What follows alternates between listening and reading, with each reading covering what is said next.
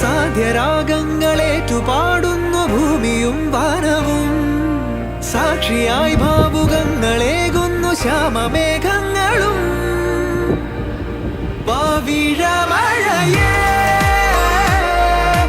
നീ പെയ്യുമോ ഇന്നിവളെ,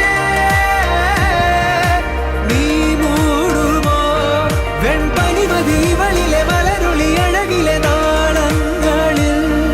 എൻ കനവുകൾ വിതറിയ താരകങ്ങളെ കാണുവാൻ കാത്തു ഞാൻ.